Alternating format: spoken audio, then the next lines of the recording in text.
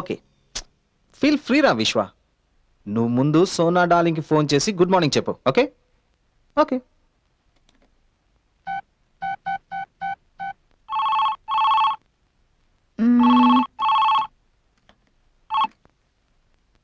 Hello, good morning Sona baby. Good morning రా. బాగా నిద్రపోయావా?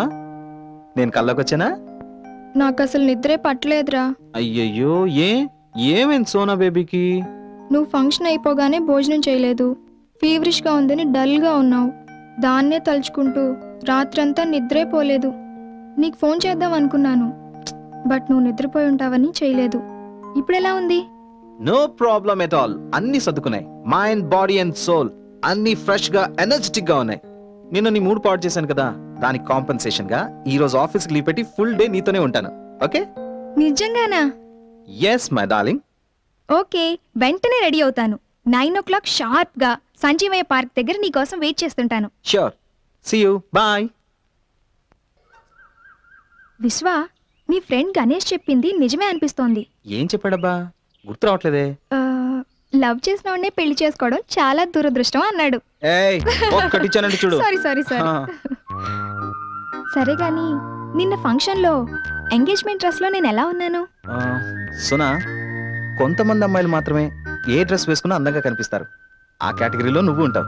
ఎందుకు అడిగావు అసలు? ఎందుకంటే నిన్న నా ఫ్రెండ్స్ అందరూ గ్లామరస్ గా ఉన్నావు, సెక్సీగా ఉన్నావు అన్నారు.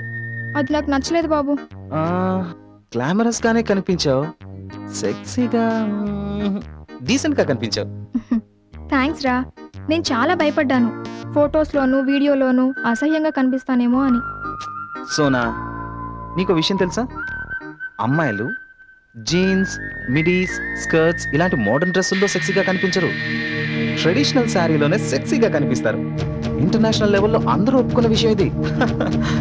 అలాంటి మగాళ్ళు కూడా మిమ్మల్ని చీరలో చూడడానికి ఇష్టపడతారు. యూనో? సో నీకు కూడా ఆడవాళ్ళు చీర కట్టుకుంటేనే ఇష్టం అన్నమాట, రైట్? yes of course. రాముడు మంచి బాలుడు అన్నమాట. హే, ఏంటి అలా చూస్తున్నా? ఏం లేదు కానీ లవ్ లో 2 విషయాల్ని లైఫ్ లాంగ్ మర్చిపోలేమంట. ఆ విషయాలేంటో నీకు తెలుసా? తెలీదే. ఒకటి మొదటి చూపు, రెండోది మొదటి ముద్దు. మొదటి చూపు తెలుసు, మొదటి ముద్దు ఎలా ఉంటుందో తెలీదే. తెలుసుకుంటావా? ఆల్రెడీ ఎంగేజ్మెంట్ అయిపోయిందిగా. వేరే లవర్స్తో కంపేర్ చేసుకుంటే మనం ఇంకా ప్యూర్ వెజిటేరియన్స్. మనం నాన్ వెజ్ అయ్యేది ఎప్పుడు? ఏంటి?